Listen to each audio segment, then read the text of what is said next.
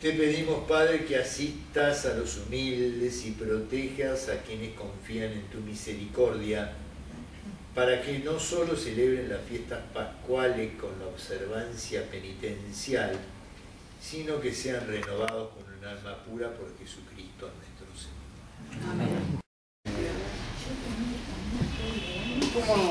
¿Cómo anduvieron hasta ahora con el primero y el segundo? Muy bien. ¿Bien? Sí. ¿Va? La verdad que... Claro.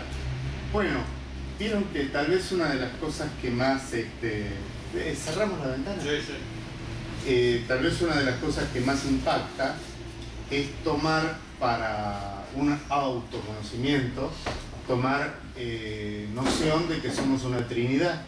Sí. En nosotros una Trinidad de acuerdo forzoso. En Dios una Trinidad que procede de una unicidad. Y entonces, a partir de ahí uno empieza a sentir que uno nunca vive una situación determinada, sino un estado de conciencia. Y que entonces, ante lo irremediable de las situaciones predeterminadas, cuando éstas generan límites que son inmodificables, está la inmensa libertad de lo que yo puedo trabajar adentro mío. Claro. Esto es un descubrimiento que unos tienen en forma teórica y otros en forma vivencial.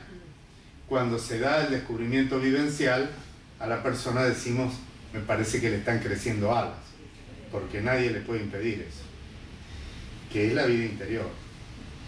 Habíamos dicho la otra vez que estábamos diciendo, bueno, que era un indigno caballero para San Ignacio, ¿no? Era alguien que no tenía vida interior. Pero vos me habías preguntado sobre cuáles eran los 3 grados de humildad. Y entonces me gustaría arrancar por ese lado. Es decir, cuando el hombre empieza a enfrentar la crisis de su vida interior, porque sin crisis no va a haber trabajo interior. El trabajo interior no lleva a la crisis. La crisis esencial del hombre, que está dada por lo que deseo, que es muy subjetivo, ¿no? Por lo que, cómo lo busco, porque yo lo voy a buscar en base a lo que he aprendido de la vida. Y finalmente lo que ocurre, y dentro de lo que ocurre, lo que yo hago, ¿no? Entonces, entre esas 3 cosas... Perdón. Sí, haga. Entre esas 3 cosas va a haber un conflicto. Entonces ahí lo interesante es tomar conciencia de que hay 3 grados de humildad, ¿no? Machaca mucho San Ignacio, en que es un punto muy esencial. El primer grado de humildad está dado por tomar postura ante el mal. Es decir, yo tengo que respetar la ley de Dios, entonces tengo que evaluar la situación de la crisis considerando la voluntad de Dios y su ley. Bueno, lo segundo es que una vez que yo emprendo el camino que me lleva a la verdad y la puedo vislumbrar, ahí no es ya importante, porque tampoco depende de mí el resultado. Ahí mi alegría y mi felicidad es que me di cuenta de la verdad que me marcaba esta situación, no el logro, no el éxito.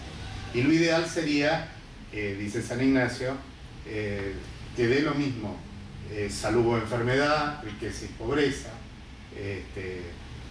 prestigio o humillación, que dé lo mismo. A eso es lo que tengo que llegar. Porque si no, yo soy como un pollo, me pongo contento cuando me tiran maíz y me pongo triste si no me tiran maíz. Entonces la dignidad empieza a que yo tome conciencia de que soy un hijo de Dios, no soy un pollo. Y el tercer grado de humildad está vinculado a desear sentir con Cristo la cruz que me corresponde. Entonces, en el tercer grado, ser estimado por vano y loco por Cristo. Y la gracia de compartir la cruz, que no es para todo el mundo, hay que tener una vocación ya muy marcada, pero no es masoquismo. Es la alegría de una gran aventura, a través de la cual, por su sentido, vale la pena cualquier dolor y cualquier sacrificio. Eso sería más o menos el concepto. Bueno, volvamos a qué pasa con el microcosmos de la persona, ¿no? Raúl hoy en misa dijo algo muy lindo, de que entender de que todo lo creado por Dios era bueno. El tema es que nosotros somos criaturas de Dios, ¿no? Entonces que somos mucho más santos, dijo, ¿viste? En un momento vino por ahí la mano, Sí. que Más de lo que- sagrados, sí, más sagrados de lo que Fue muy nos podemos fuerte lo querer que imaginar. dijo. Es muy Fue fuerte, es muy fuerte. Yo digo, ahí yo paraba. Claro, Eso yo paraba. claro, Yo paro el día. yo paré, yo hice, Yo paro el día ahí.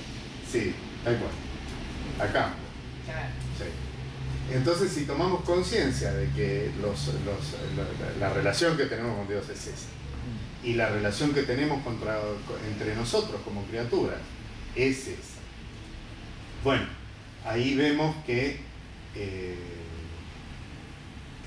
en la naturaleza está el bien. Por eso hay una cosa interesante, el mal no tiene naturaleza. El bien de Dios es inmodificable, pero la naturaleza, porque fue sacada de la nada, muta. Y en esa mutación tiene un aspecto concerniente a su libertad, en donde el misterio del mal aleja o acerca.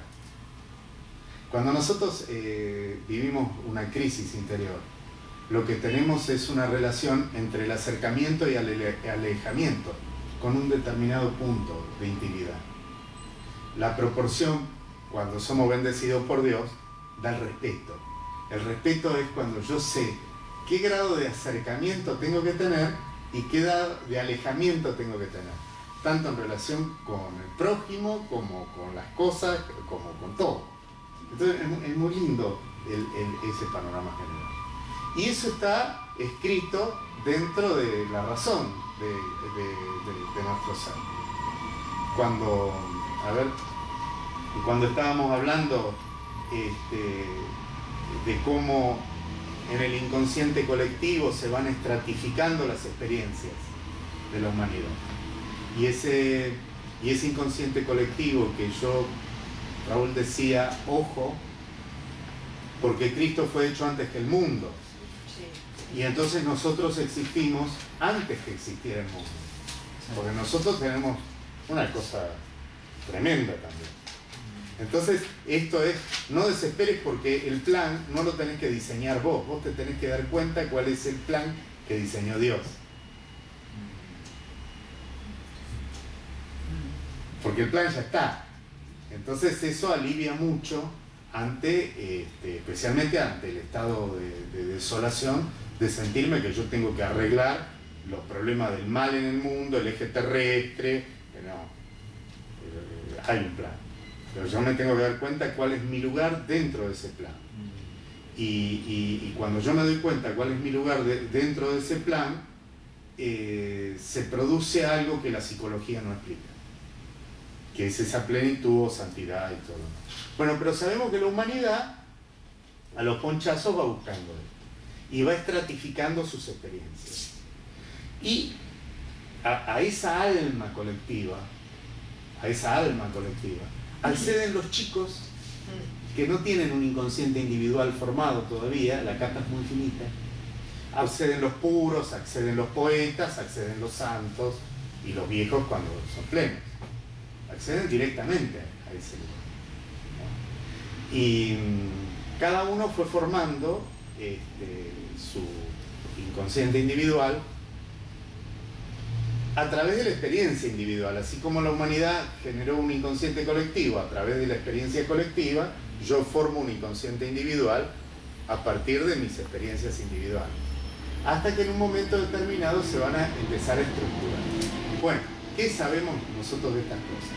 Bueno, la parte que conoce la psicología más clásica es que está compuesta por todas las cosas que he reprimido, porque cosas que no he entendido y he tenido que reprimir, que es la experiencia dolorosa de los límites. Pero también cuando uno se mete en la vida espiritual uno dice, y yo también reprimo mis buenos deseos, porque digo, no me va a dar el cuero, que qué sé yo. O sea que tengo dos niveles. Tengo reprimidos, digamos, mis culpas no bien elaboradas o no bien presentadas a Dios para que me las perdone. Tengo asumido mis merengues neuróticos, tengo asumido una cantidad de cosas, pero también tengo asumido que si Dios se presenta yo me muero de vergüenza, ¿entendés? Porque las cosas es que la autoridad hay que bancársela, ¿no? Entonces, es ahí que nosotros vamos a tener una crisis con diferente lectura. La crisis esta interna de no ser una unidad. A veces va a ser la crisis de mi propia limitación, pero muchas veces va a ser la crisis de una cantidad de facultades que Dios me está regalando y que yo no puedo, porque cuando Dios te regala algo te rompe el corazón, porque tu corazón de pollo, que tenemos todos, uno quiere más o menos, ¿viste? Un bolichito, y el tipo agarra y viene con algo más fuerte, y por eso el sentido, que algunas veces habló Gurdjieff, de que en el trabajo había que pasar. El tipo viene, estás hablando de Dios, el tipo viene con algo tan fuerte. Y te revienta, claro, porque Está te rompe, buenísimo. ¿no? Por eso hay que ver cuando se rompe un corazón, Claro. porque a veces se rompe un corazón precisamente para que sea grande. Y otras veces se rompió de chiquito que estaba. Entonces, es lo primero que hay que ir enfocando. Acá, Estás con Gurdjieff ahora. claro que Gurdjieff era un abusivo de romper el corazón, ¿no? A lo mejor se le iba un poco la mano porque era un 8. Pero lo interesante es cuando se presenta el fenómeno natural. Que vos decís, bueno, el criollo nuestro dice, cuando Dios te rompió el corazón porque te quería dar algo más grande, el criollo dice, no hay mal que por bien no venga. Y hay que tener un ojo clínico para distinguir dentro de los males aquellos que nos llevan a un bien o aquellos que nos llevan a un mal, ¿no?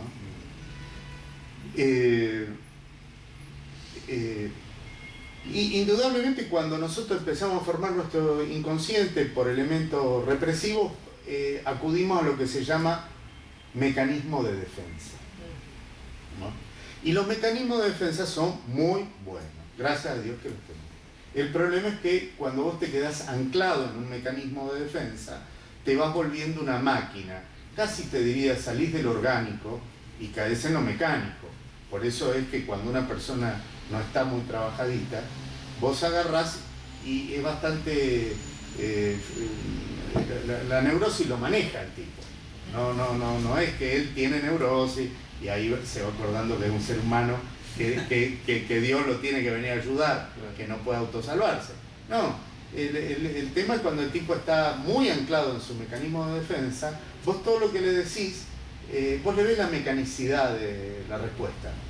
Y también le ves aquello de que no tiene la espontaneidad, no tiene la creatividad del espíritu, que es lo que la característica del alma cuando se dirige al espíritu, además de una explosión de amor hacia el hecho de estar vivo y a la dignidad de estar en esta aventura, es que no es mecánica. No es mecánica, es sorprendentemente nueva todo el tiempo, ¿no? Bueno, ¿qué es lo que nos hace mecánicos? Y bueno, había que aprender a tener un personaje que pudiera sobrevivir a la realidad del mundo. Y dentro de esto, estos son nueve mecanismos de defensa. Y son 9 mecanismos de defensa que en la persona, más o menos a los 18, 19 años, tienden a anclar. Había un cuento de cómo se doma a los elefantes, ¿se acuerdan? Que es muy lindo. Dice, el elefante cuando es chiquito lo atan a un árbol. Entonces el tipo tironea, no se puede mover. Cuando es grande, el que maneja el elefante va con un palito. Se baja el elefante, clava el palo, lo ata ahí y el tipo no se mueve. Porque se le creó el mecanismo. Bueno, estos son 9 palos para atar elefantes.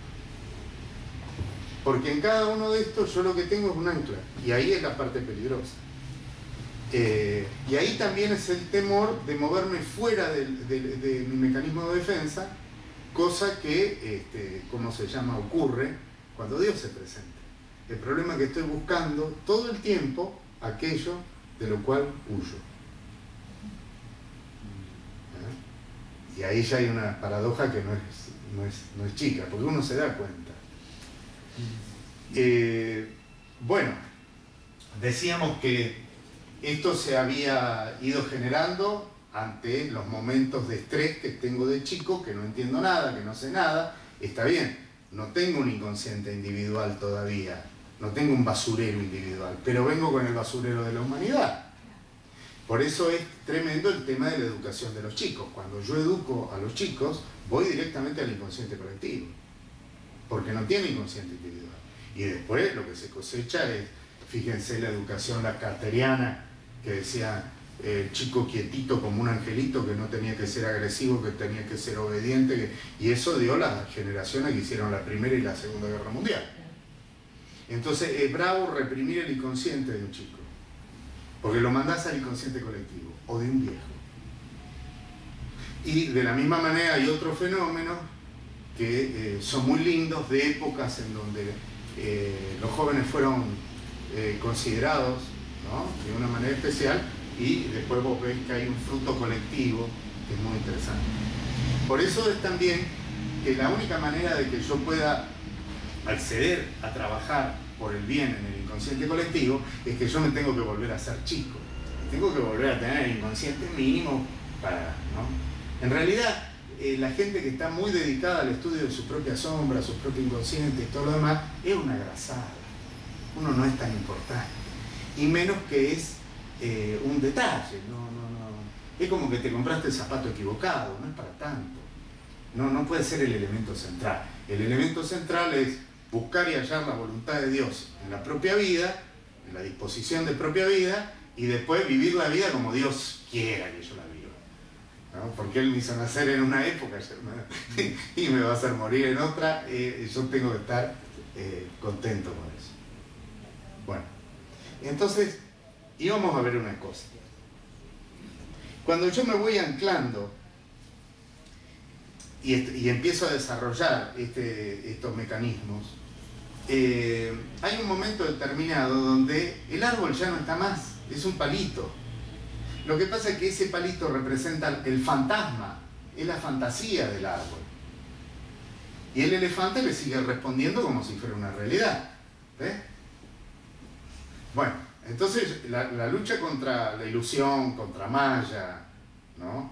Esa guerra es cómo puedo, y es más maña que fuerza, no es la voluntad del poder, nosotros pensamos de Gurdjieff, no es la especialidad en los mecanismos, como podría llegar a decir la psicología científica moderna. No, tiene algo de necesidad de vuelo, de aceptación de tu realidad y de saber pedir ayuda a quien te la da. Porque el que te metió en el problema te tiene que sacar, ¿no?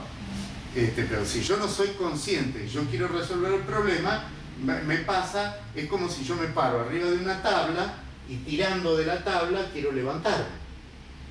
Me puedo romper toda la columna, que no va a pasar nada. Y entonces entro en las calecitas. Y las calecitas generalmente se llenan de secretos iniciáticos, se llenan de ideas brillantes, y nunca pasa nada. Entonces hay que ir a lo concreto. ¿Qué sabemos lo concreto?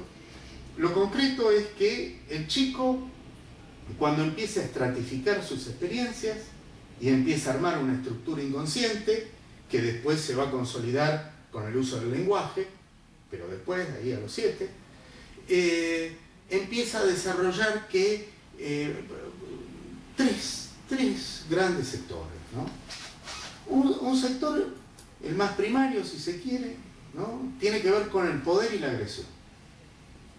¿Yo puedo hacer esto o no lo puedo hacer?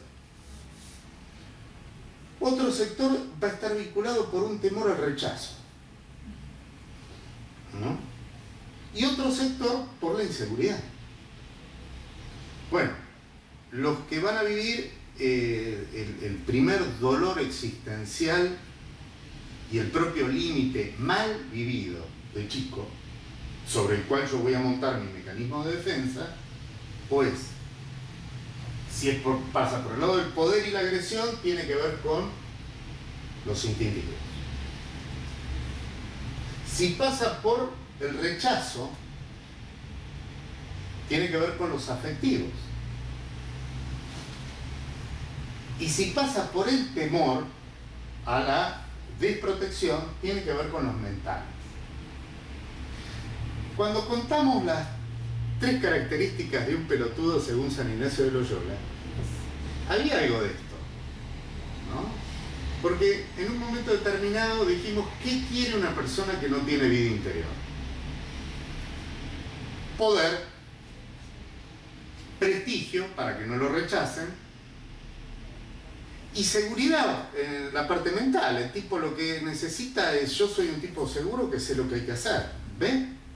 Entonces son 3 tendencias naturales que el que la quiere resolver de cáscara... Discúlpame, Carlos. Sí. ¿Podrías repetir de estos 3 aspectos a cuál le corresponde cada uno? Sí, claro. Ahí va.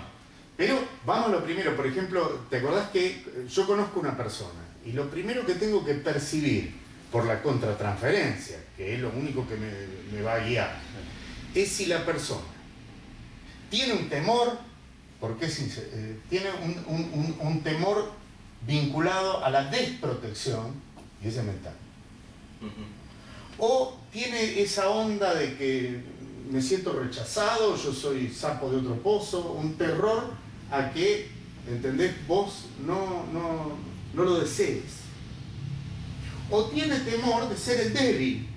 Dice, anda, barre el piso, qué sé yo, y yo no tengo carácter. Son 3 modismos que te van a dar una indicación del área. Yo he visto, por ejemplo, en el emocional, que son, el emocional es el orgullo, la mentira y la envidia. Centralmente, estos 3 son emocionales.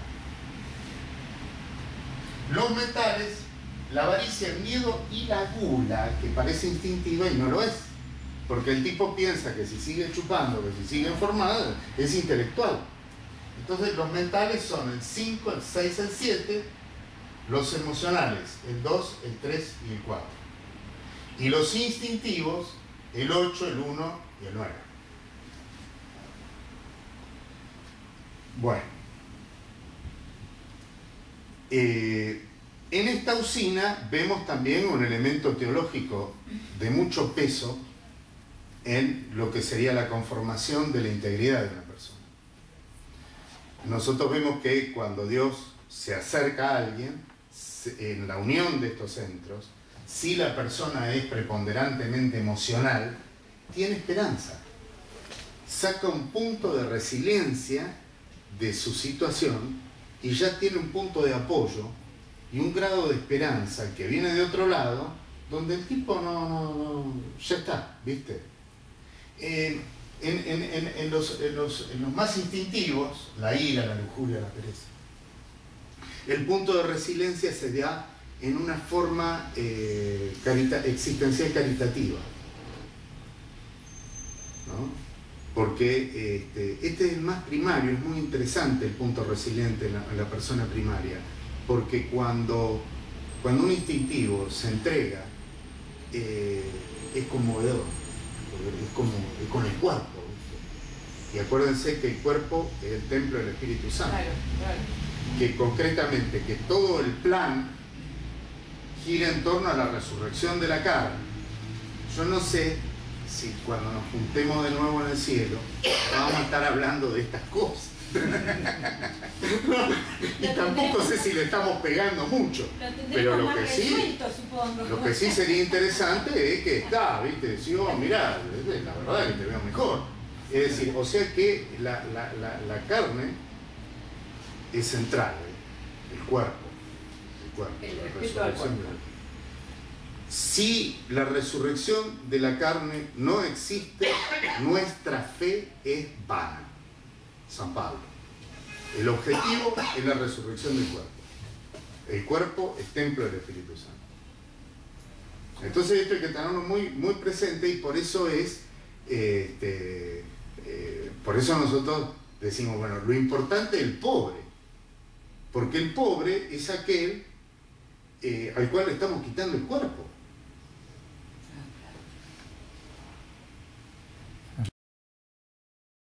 Entonces viene por ahí.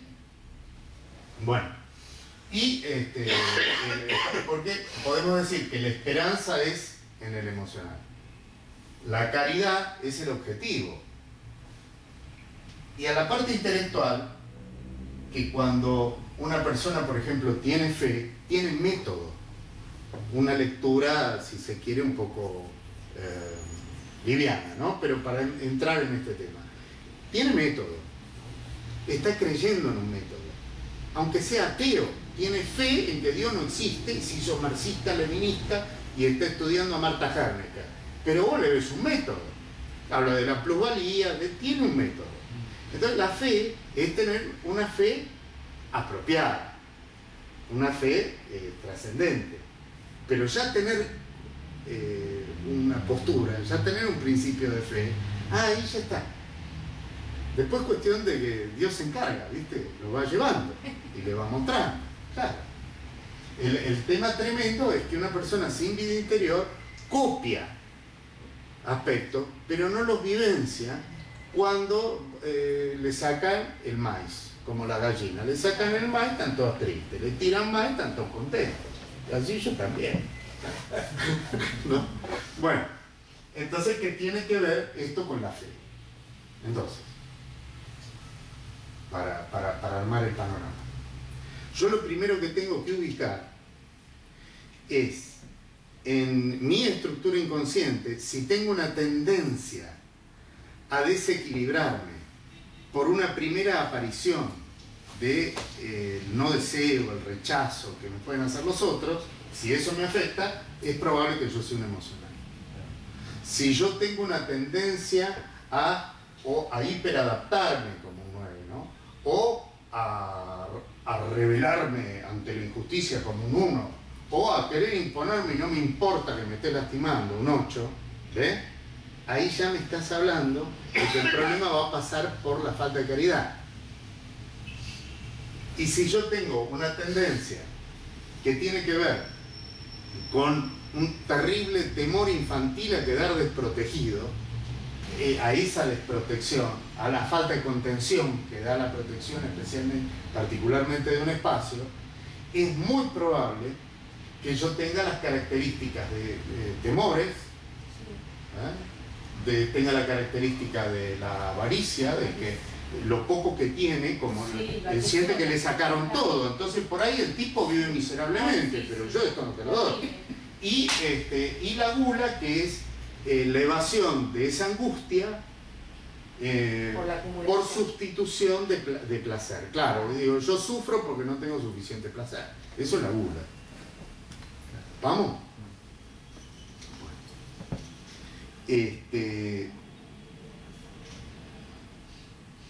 Ahí esto, ¿para qué te prepara? Porque cuando vos ves que es mecánico, te das cuenta que se desarrolló en vos, pero que no sos vos. Por eso que el eneagrama se da tan mal. Porque se da mal porque dice, usted cuando sabe cómo es su parte mecánica, puede usarla, entonces lo que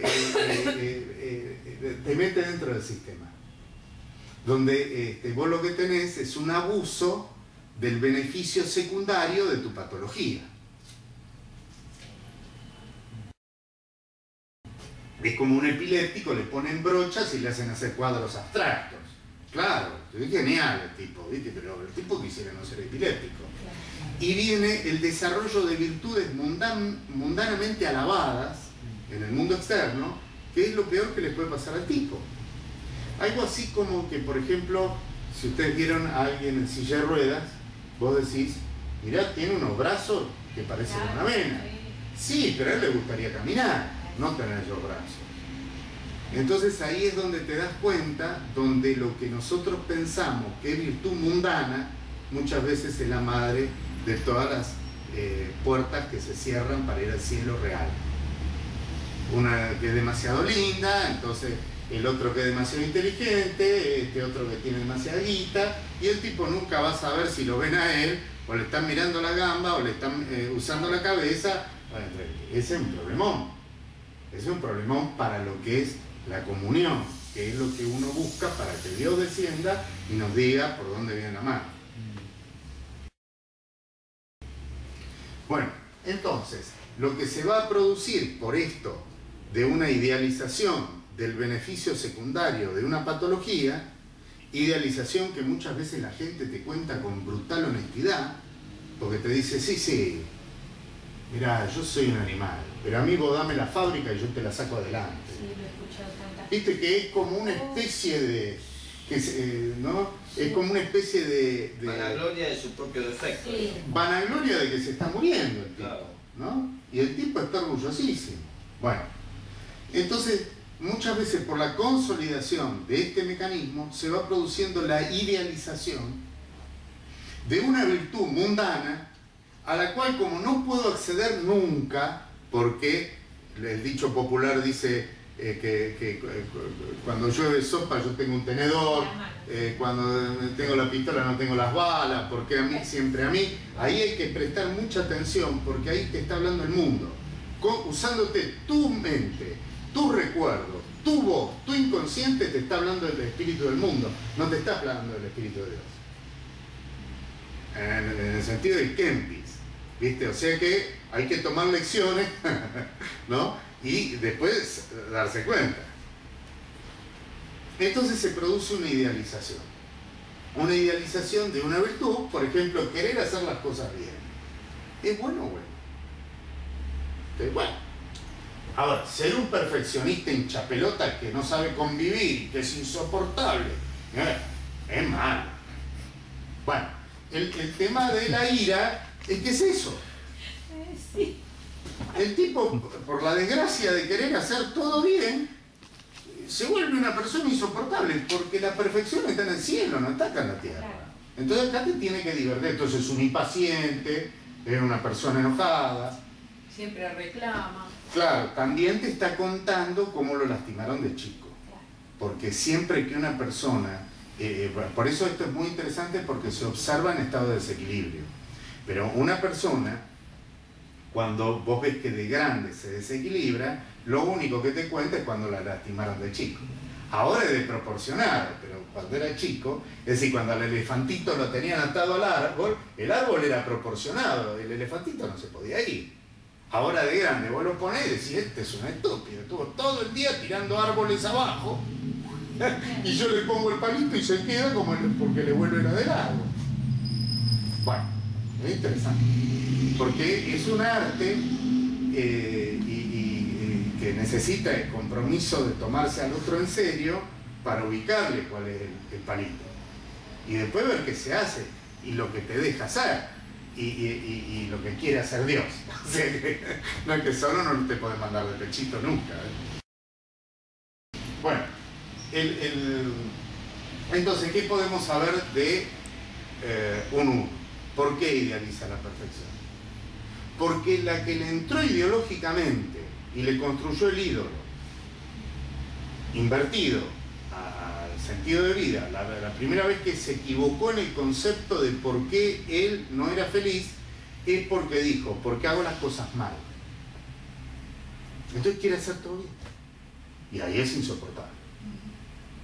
Porque además, como se esfuerza mucho en hacer las cosas bien, le exige a todos lo mismo que él se está exigiendo a sí mismo. ¿Ve la trampa? Bueno, cuando uno se da cuenta que es un mecanismo, uno descubre que eso no es porque uno hizo un pacto con el demonio, sino porque es algo que ocurrió mecánicamente. Entonces, uno se prepara para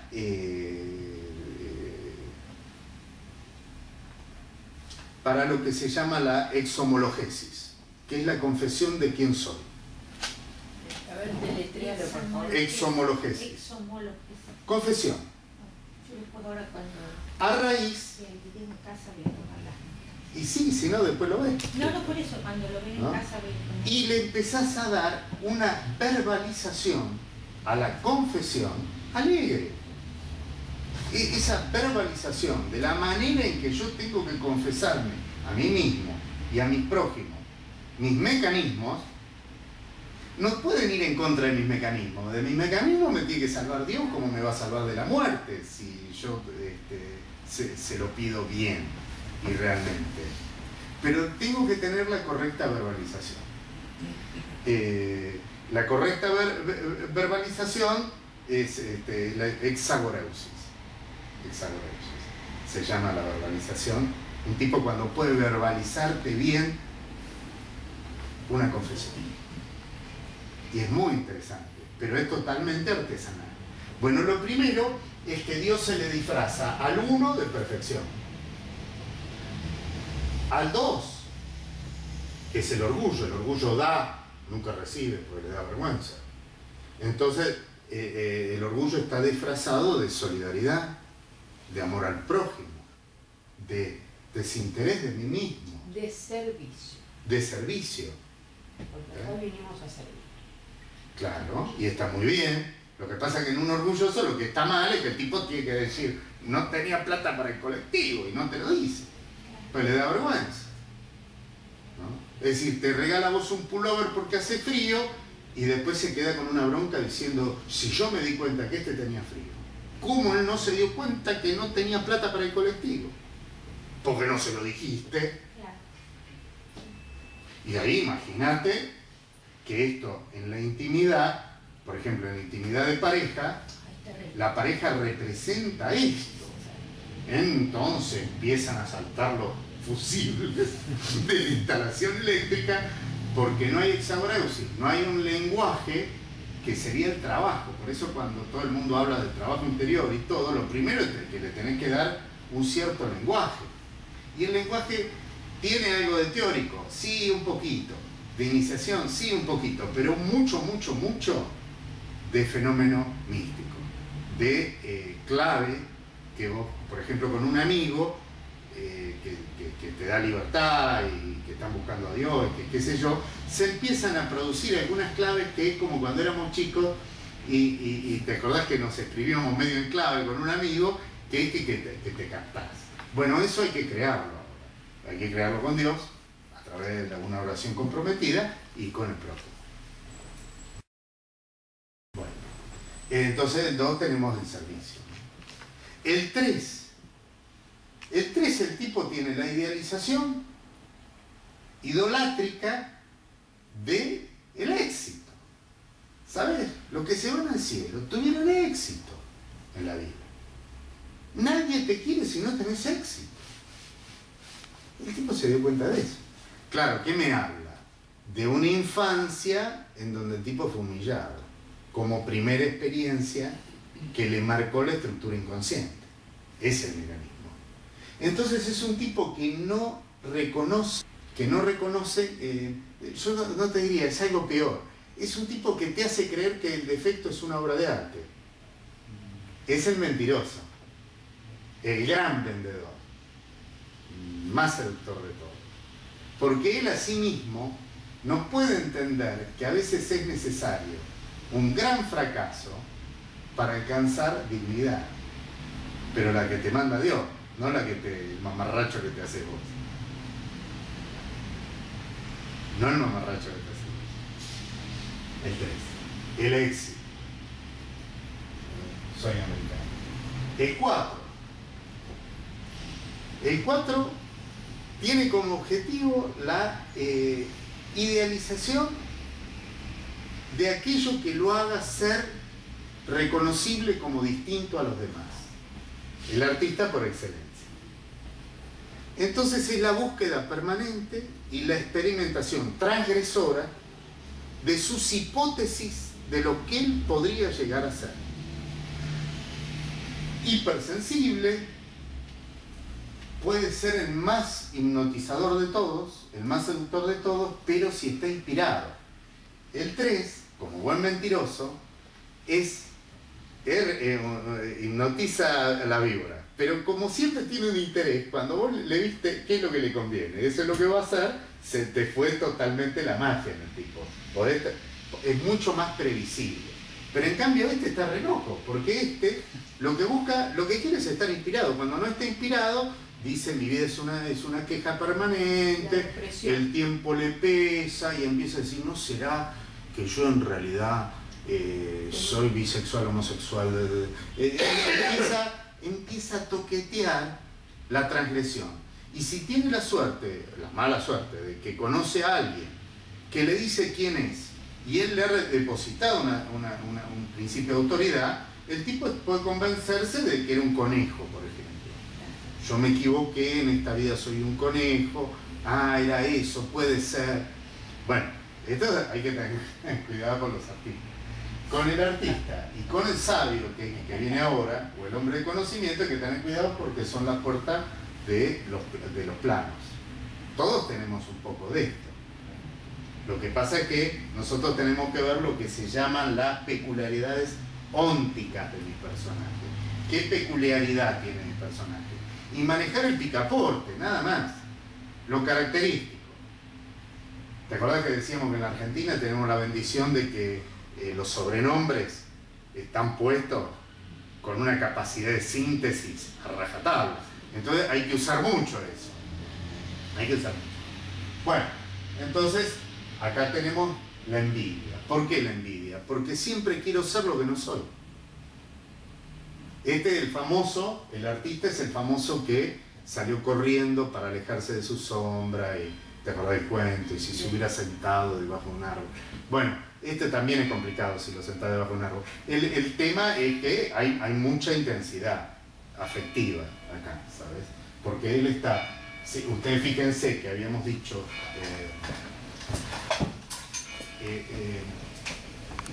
que este era la parte afectiva. Bueno, imagínense que la parte afectiva que está en frontera con la parte mental es la parte más etérica y volátil, y viceversa, ¿no? Y viceversa. Es una parte que le cuesta muchísimo encontrar el criterio de realidad. Bajar un criterio de realidad le cuesta mucho. Bueno, los artistas son así, viste que vos decís, te perdiste en Picasso. Es que justo vi un jarrón que era tan lindo y se lo cambié por el Picasso, viste que no, la pérdida de proporción, ¿no? Bueno, en el caso del 5, el avaro, el que quiere retener, estamos ya, sale de este plano húmedo afectivo y entra al plano seco de la mente. ¿Y qué le pasa? Dice, todo es posible si usted sabe cómo. Es medio british. Entonces, si yo sé cómo, sé todo. Si yo supiera cómo manejar esta situación, si yo supiera cómo... Y en el cómo adquiere una brillantez en su capacidad de análisis, en especial de observación.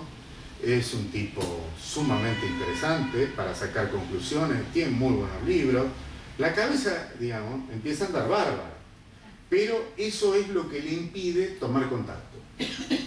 Entonces es un tipo muy frío y muy distante, ¿no? Bueno, si vas a la infancia de este, así como en la infancia de un 4 lo que hay es un abandono, y entonces empezó a hablar con el imaginario para tratar de compensar sus vacíos afectivos. En el 5 lo que hay es una invasión espacial. Al tipo le quitaron espacio vital. Entonces, todos, decíamos la otra vez, quieren no estar solos. Y el 5 lo que quiere es quedarse solo. Es muy particular. Es un científico, por excelencia. Pero la ciencia, no. Por ejemplo, Raúl es un 5.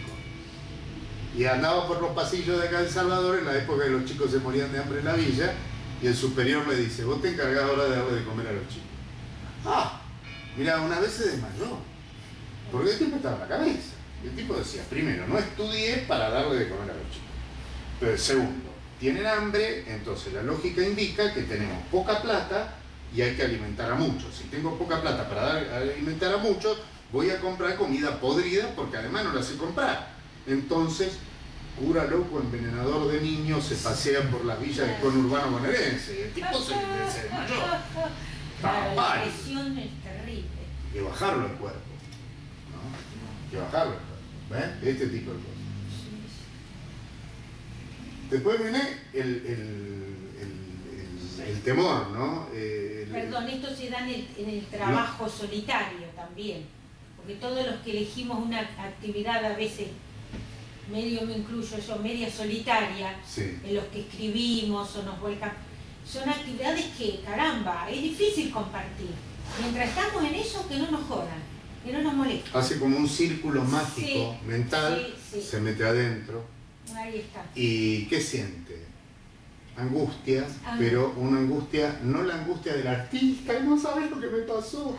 No, es una angustia silenciosa. Ay, sí, terrible. Un silencio con un gran vacío, ¿no? Esa es angustia existencial de primero. Jamón del medio. Jamón del medio, claro. Bueno, después tenés los temores. El tema del temor es que es una exageración de la virtud de la prudencia. Claro. El ser prudente es tener un poco de sentido común y está muy bien. Pero si yo exagero mi sentido de prudencia, en realidad lo que estoy buscando es que no exista, que yo no me muera, que no exista el dolor, que no existan los límites. Yo quisiera estar en un lugar donde por un lado me siento muy seguro y que simultáneamente me sienta muy libre. Como una especie de cárcel para hombres libres. Y ahí empiezan las contradicciones. Cuando vos lo escuchás hablar, la contradicción es tan grande que parece como cuando un 4 está sintiendo. Él piensa con la cabeza con las mismas contradicciones como un 4 sintiendo. ¿Ves? Que hay una idealización del estado de protección. Y ahí hay que romper fantasmas, ¿no? La mayoría de los miedos no son reales. Y los miedos reales, los miedos realmente reales, te los resuelve Dios, no los podés resolver vos, viejo. Entrega. Bueno, en el 7, que también es mental, habíamos dicho... Tienes que decir por qué fue en su niñez que le pasó al 6. Claro, para ¿qué le sentir. pasó? Que en su niñez el principio de autoridad que tenía que protegerlo, él se dio cuenta que estaba desprotegido. Yo, por ejemplo, encontré una historia con un chico que me contaba, la mamá, que justo cuando él había nacido, que qué sé yo, problema de pareja. Entonces el padre chupaba. Y se lo llevaba al pibe a chupar. Entonces el pibe veía y decía, no, matá. Pero yo no estoy en condiciones de decir, porque no sé manejar, papá, correte que tengo que manejar yo, vos no estás en condiciones. Pero el tipo vivía eso. Y al mismo tiempo decía, si llego a desobedecer, por ahí nos pegamos el palo antes. ¿No? Entonces vive la autoridad no con la contraprestación, que es la protección que tiene que dar la autoridad, porque autoridad viene de autoría, de bien común. La única autoridad que tiene legitimidad es la de aquel que es capaz de desarrollar el bien común. El resto puede ser legalidad, pero no es un principio de autoridad. O puede ser autoridad porque te rompe la cabeza un palo, pero no hay legitimidad. No hay un reconocimiento natural. Principio de autoridad, autor del bien común. Bueno, el 7 decíamos que la idealización del placer como método para evadir el dolor. Entonces generalmente hay gente muy simpática que reprime permanentemente su propio dolor. Estos son peligrosos. Porque cuando viene la depresión, como él siempre la está reprimiendo, viene como un rayo. Es muy repentina, muy profunda. Y es el tipo simpático que se peleó con la novia y se mató con la moto. Claro. Que todos dicen, ¿cómo hizo esto? Sí. Un tipo tan alegre, siempre tocando la guitarra. Y se tiró del balcón porque la novia le dijo no sé qué, así vas a ver. Bueno, porque ¿qué pasa? Yo tengo que conocer el arte de saber manejarme con mis mecanismos. De la misma manera de que yo, por ejemplo, yo hablo castellano y no tengo otro idioma. En el inconsciente a lo mejor un poco el guaraní, pero hablo castellano. Bueno, macanudo. Es una limitación. Es una limitación.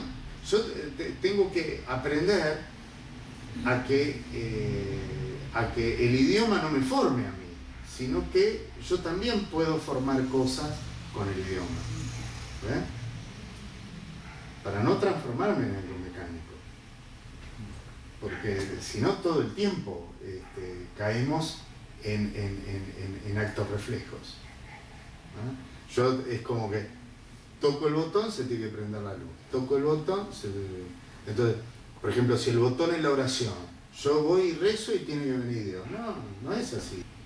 Pero yo cuando me acostumbro a algo, todos los chistes que hay, cuentan de cómo uno se acostumbra a una cosa que es ridícula en el momento que la implementa.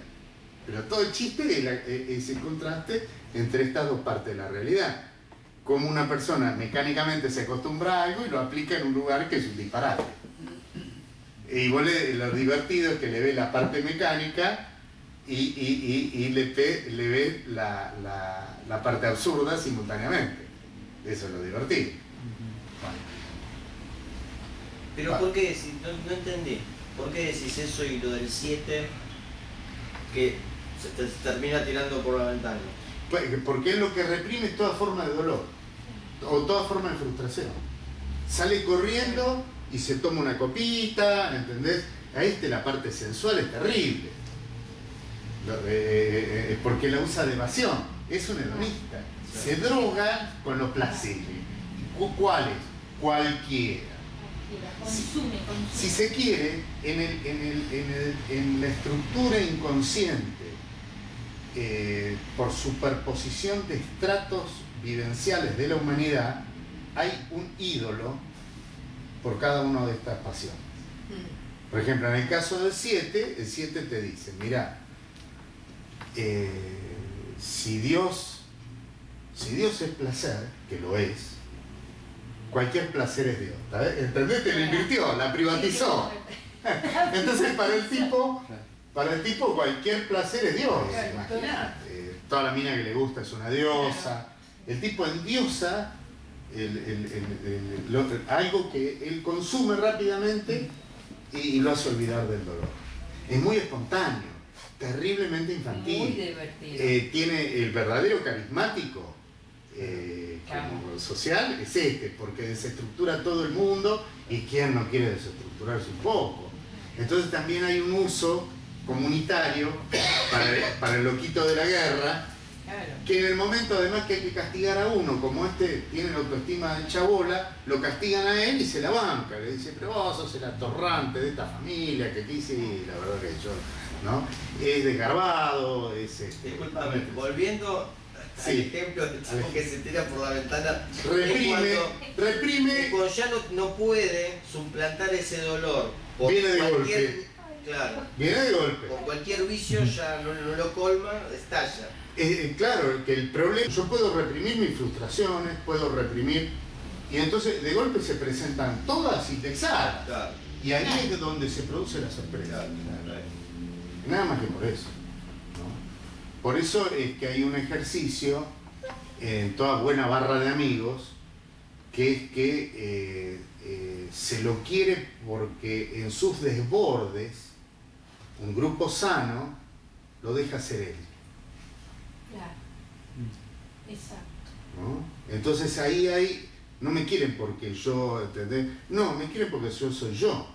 Bueno, hay un momento en todas las relaciones, ya sea grupo o intimidad, donde este es el primer escalón para una comunidad.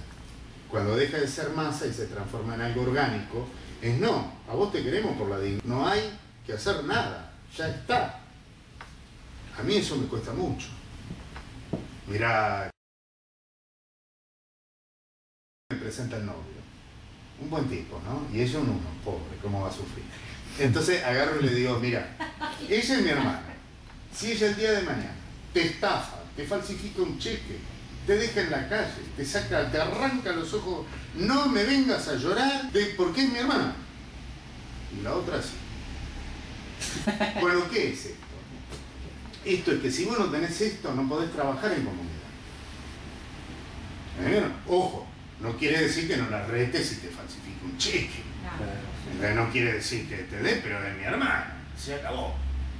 Bueno, esos estados, si no se logran desde el alma, no se pueden lograr desde la cabeza. Es lo que les pasa a las empresas. Ustedes saben que la CIA norteamericana dice que envidia a la orden jesuita por la capacidad.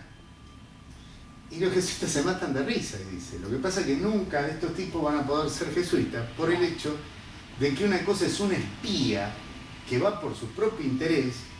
Y no, jesuitas, vos tenés jesuitas que eran maoístas, pero el tipo moría por Mao.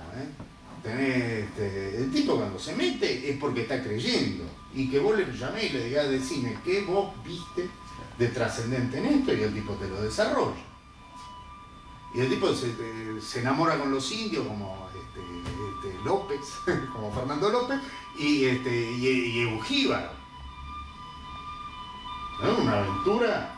Por eso que en realidad hay que... esto no quisiera que se malinterprete, ¿no? Pero hay que tener la autoestima baja y la autovaloración alta. Yo me autovaloro porque me hizo Dios. Y yo voy a tratar de cuidarle el boliche lo mejor que pueda. Pero mi autoestima, uno que se va a morir. Y uno que lo que se da cuenta es donde no hay amor, donde hay injusticia, y que no la se hace muy bien, ¿no? Y otra. Cuando me sale bien algo con el prójimo, como nosotros mañana tenemos que ir con él, y por ahí, si Dios ayuda, no me animé a decirlo en misa, che. Mira. Sí, no, pero estaba. Vamos a ver si por ahí no podemos resolver el problema de una villa, por la parte que falta. Si sale bien, es porque pasó el Espíritu a través nuestro. Claro. Y si sale mal, y bueno, puede ser por la acción del maligno, que es un misterio, o porque me metí yo. Porque le dije a Dios, déjame a mí que yo sé mejor las cosas. Claro. En el caso del 8. El 8 sí es Zeus. ¿El 8 Zeus? Claro, vos hablabas de Zeus, dijiste, sí. Como Dios. Para mí es Saturno el 8. Bueno, escuchá lo que te voy a decir. Eso es Urgel, y otro día lo hablamos, pero escuchá. Zeus. La Z.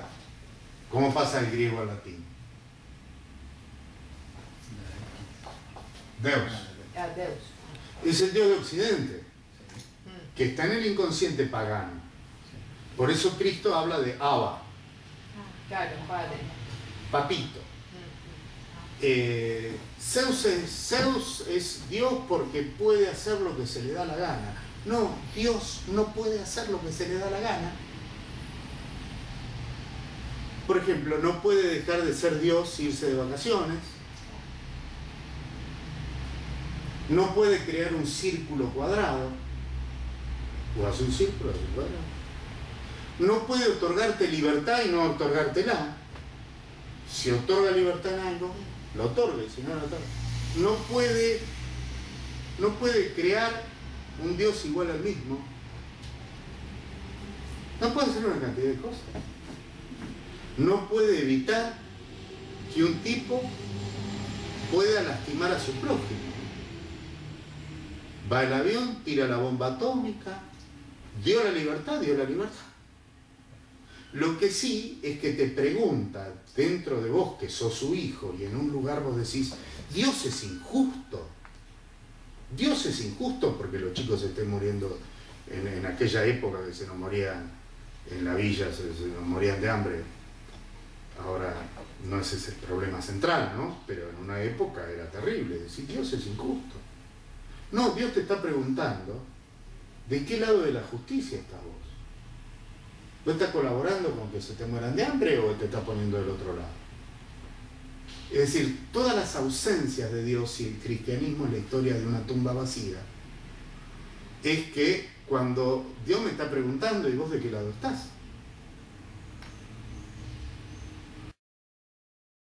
Eso define mucho la orientación moral de tu inconsciente, no la moralina. Media hora. Bien.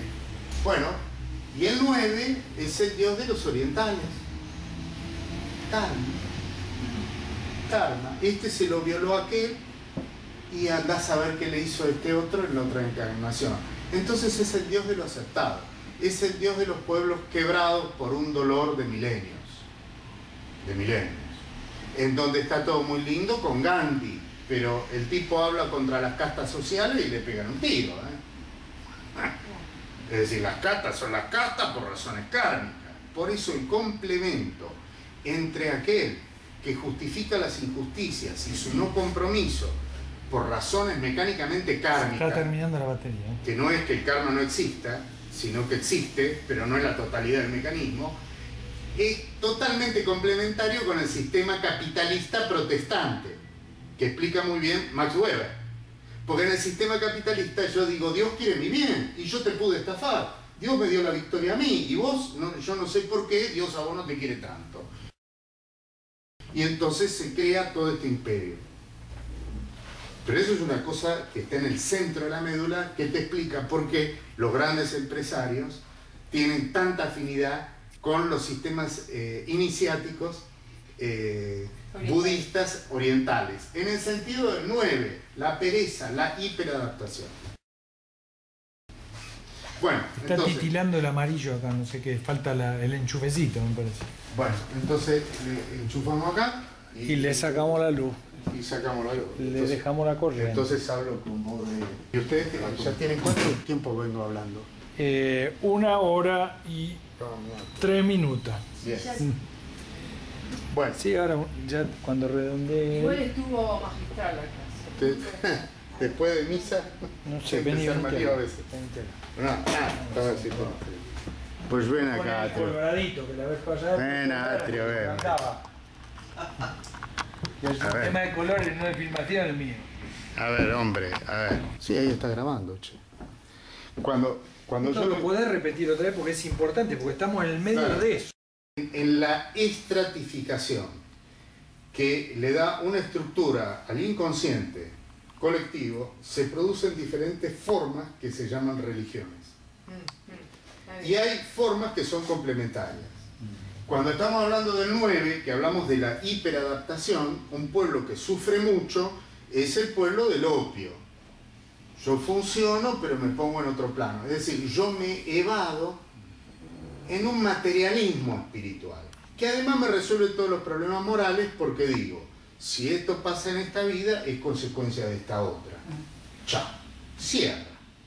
Entonces, imagínate eso, cómo se complementa con el principio protestante de que vos te salvás por la gracia, porque Dios te ama, no por las obras. Que te lo repiten todas las sectas protestantes. Sí, sí, no, sí. las obras no, y con las obras... Que tienen razón, en un plano excesivamente mundano. Y no tienen razón cuando lo aplican a la economía. Ah, usted puede ser un hombre con un éxito en su empresa a costa del dolor de muchísimos hombres que ha explotado y ha quebrado. Sí, si Dios me ama. ¿Ven la mezcla de Zeus con el karma? Porque Dios lo puede hacer todo. Entonces, a mí me quiere Dios. Por eso es que lo pude estafar al otro. Me dio la victoria. Porque no importa que seas, que hagas lo que hagas. Si te toca la gracia, estás salvado. Esa que es la predestinación. Es el tema de la predestinación. Ya estás predestinado. Claro. No, No importa había que un... mataste un montón y... Había un teólogo griego de la Gran Siete que hablaba de estamos todos predestinados en lo que se llama la apocatástasis panto, que es la salvación de todo lo existente. ¿No? Pero hay que tener cuidado cuando se estructuran mecanismos que justifican crímenes. Entonces el 9, en un estado de achedia y de insensibilidad muy grande, llega a la conclusión que Dios es el Dios de lo establecido. Bueno, si Dios lo quiere. Claro, acá está sucede. No, Dios no lo quiere. Dios no muere como murió Sócrates. Sócrates es el flemático que le dice al discípulo: no te cortes el pelo que no vale la pena. A la mujer: acordate que debemos un gallo. No, Cristo muere transpirando sangre, la agonía. Entonces nosotros somos seres integrales. Yo voy con mi cuerpo, con mi realidad y mis límites y con mis pecados, para que Dios me lo perdone y me resucite. El flemático es un mecanismo de defensa. Entonces vos, cuando te das cuenta que las virtudes, entre comillas, que esconden una falta de comunicación con Dios, son el peor enemigo de mi propia salvación. Sub angelo lucis, disfrazado de virtud, que vos decís: qué linda chica, esa fue la desgracia. Mirá, qué bien que le fue a este, guarda, que por ahí cuando le fue bien, la verdad que este tipo podía trabajar mejor con él mismo cuando le iba mal y no tenía un mango. Entonces esto yo tengo que decir: ojo, no es mecánico ni en una dirección ni en otra, pero yo lo tengo que tener presente en forma simultánea. Entonces, para terminar, después vamos a ver cómo el Padre Nuestro libera todos estos espíritus, porque además está en orden el Padre Nuestro, y cómo las tres virtudes teologales, que son cosas que el hombre no se puede autoproducir, porque son gracia, son lo que puede unificar a esto. Por eso esto se cura con la piedad, porque la piedad es lo único que conmueve a Dios para que Él me regale la fe que necesita mi mente, la esperanza que es la fortaleza de mi corazón para seguir, y la caridad para que yo sea un digno hijo de Dios. Muy bueno. Muy bien, pues le apagamos entonces. Te apaga.